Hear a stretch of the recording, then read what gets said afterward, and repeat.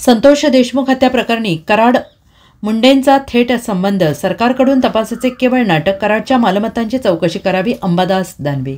बीडमधील मसलाजोग गावचे सरपंच संतोष देशमुख यांच्या हत्या प्रकरणात सूत्रधार असल्याचा ठपका असलेला वाल्मिक कराड याच्याबाबत ठाकरे गटाचे आमदार अंबादास दानवे यांनी खळबळजनक गौप्यस्फोट केला आहे।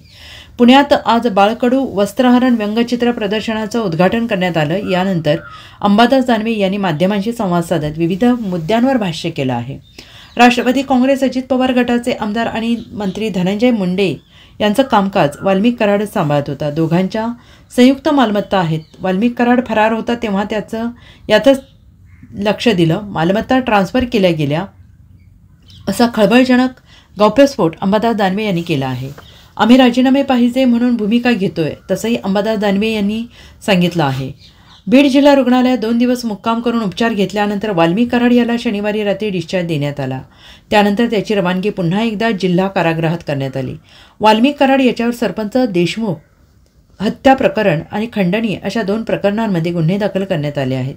या दोन्ही प्रकरणांमध्ये त्याला न्यायालयीन कोठडी मिळालेली आहे। मात्र मोक्का लागल्याने वाल्मिक कराडची सुटका अवघड मानली जात आहे। परंतु पोलिसांच्या ताब्यात असताना वाल्मिक कराड याला पूर्वीप्रमाणेच VIP ट्रीटमेंट मिळत असल्याचा आरोप विरोधकांकडून करण्यात येत आहे। वाल्मिक कराड त्यांच्या सावलीसारखे त्यांचा उजवा हात म्हणून काम करणारे आहेत। अनेक मालमत्ता दोघांच्या संयुक्तरित्या आहेत। मी तर म्हणेल जी घटना मस्साजोगची घडली 9 डिसेंबरला, त्याच्यानंतर वाल्मिक कराड जेवढ्या दिवस फरार होते त्यांनी याच कामात लक्ष दिलं।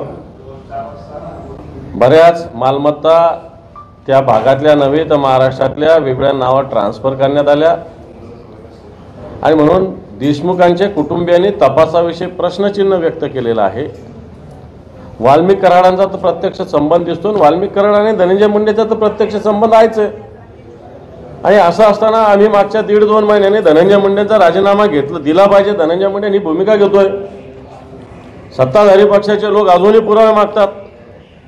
कोणते पुरावे याच्यात असले पाहिजे? एकीकडे शिवाजीराव निलंगेकरांनी मुलीच्यासाठी एक फोन केला म्हणून 1 मार्क वाढला अशा प्रकारचा आरोप असताना, अब्दुल रहमान अंतुलेने सिमेंटच्या प्रकरणात आरोप असताना अशा लोकांनी राजीनामे दिले होते।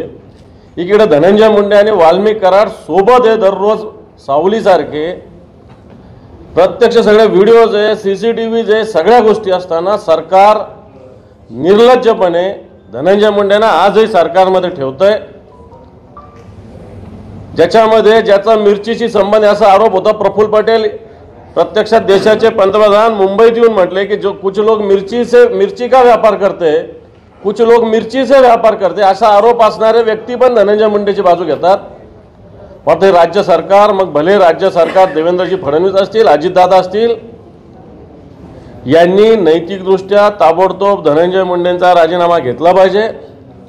धनंजय मुंडेंच्या मंत्रिपदाविषयी बीड असो किंवा महाराष्ट्रातील जनतेचा रोष आहे। ठिकठिकाणी मोर्चे निघतात। या पुण्यालाही मोर्चा निघाला होता, परवा मुंबईलाही मोर्चा निघाला, संभाजीनगरला मोर्चा निघाला, बीडला निघाला, धाराशिवला निघाला, ठिकठिकाणी मोर्चे हीच भूमिका व्यक्त करत असताना सरकारला कोणते पुरावे पाहिजे की धनंजय मुंडे आणि वाल्मिक कराड एक आहेत? हा माझा सरकारलाच प्रश्न आहे। Bureau report SBN Marathi.